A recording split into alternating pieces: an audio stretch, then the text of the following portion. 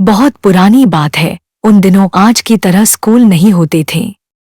गुरुकुल शिक्षा प्रणाली थी और छात्र गुरुकुल में ही रहकर पढ़ते थे। उन्हीं दिनों की बात है।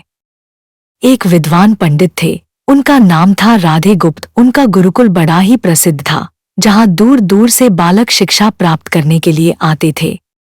राधे गुप्त की पत्नी का देहांत हो चुका था। उनकी उम्र भी ढलने लगी थी।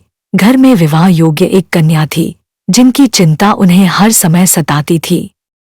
पंडित राधे गुप्त उसका विवाह ऐसे योग्य व्यक्ति से करना चाहते थे, जिसके पास संपत्ति भले न हो पर बुद्धिमान हो। एक दिन उनके मन में विचार आया। उन्होंने सोचा कि क्यों न वे अपने शिष्यों में ही योग्य वर की तलाश करें। ऐसा विचार कर उन्होंने बुद्धिमान शिष्य की परीक्षा लेने का निर्णय लिया। उन्होंने सभी शिष्यों को एकत्र किया और उनसे कहा, मैं एक परीक्षा आयोजित करना चाहता हूँ। इसका उद्देश्य यह जानना है कि कौन सबसे बुद्धिमान है। मेरी पुत्री विवाह योग्य हो गई है और मुझे उसके विवाह की चिंता है, लेकिन मेरे पास पर्याप्त धन नहीं है। इसलिए मैं चाहता हूं कि सभी शिष्य विवाह में लगने वाली सामग्री एकत्र करें, भले ही इसके लिए चोरी का रास्ता क्यों न चुनना पड़े। लेकिन सभी को एक शर्त का पालन करना होगा। शर्त यह है कि किसी भी शिष्य को चोरी करते हुए कोई देख न सके। अगले दिन से सभी शिष्य अपने अपने काम में जुट गए। हर दिन कोई न कोई शिष्य अलग अलग तरह की वस्तुएं चुरा कर ला रहा था और गुरुजी को दे रहा था। राधे गुप्त उन वस्तुओं को सुरक्षित स्थान पर रखते जा रहे थे, क्योंकि परीक्षा के बाद उन्हें सभी वस्तुएं उनके मालिक को वापस करनी थी।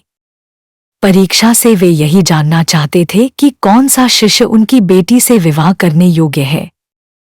सभी शिष्य अपने अपने दिमाग से कार्य कर रहे थे, लेकिन उनमें से एक छात्र रामास्वामी, जो गुरुकुल का सबसे होनहार छात्र था, चुपचाप एक वृक्ष के नीचे बैठा कुछ सोच रहा था। उसे सोच में बैठा देख राधे गुप्त ने कारण पूछा। रामास्वामी ने बताया, आपने परीक्षा की शर्त के रूप में कहा था कि चोरी करते समय कोई देख न सके, लेकिन जब हम चोरी करते हैं तब हमारी अंतरात्मा तो सब देखती है। हम खुद से उसे छिपा नहीं सकते। इसका अर्थ यही हुआ, न कि चोरी करना व्यर्थ है। उसकी बात सुनकर राधे गुप्त का चेहरा प्रसन्नता से खिल उठा। उन्होंने उसी समय सभी शिष्यों को एकत्र किया और उनसे पूछा, आप सबने चोरी की क्या किसी ने देखा?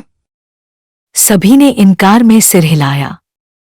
तब राधे गुप्त बोले, बच्चों, क्या आप अपने अंतर्मन से भी इस चोरी को छुपा सके? इतना सुनते ही सभी बच्चों ने सिर झुका लिया। इस तरह गुरुजी ने अपनी पुत्री के लिए योग्य और बुद्धिमान वर मिल गया। उन्होंने रामास्वामी के साथ अपनी पुत्री का विवाह कर दिया। साथ ही शिष्यों द्वारा चुराई गई वस्तुएं उनके मालिकों को वापस कर बड़ी विनम्रता से क्षमा मांग ली। शिक्षा। कोई भी कार्य अंतर्मन से छिपा नहीं रहता और अंतर्मन ही व्यक्ति को सही रास्ता दिखाता है। इसलिए मनुष्य को कोई भी कार्य करते समय अपने मन को जरूर टटोलना चाहिए, क्योंकि मन सत्य का ही साथ देता है।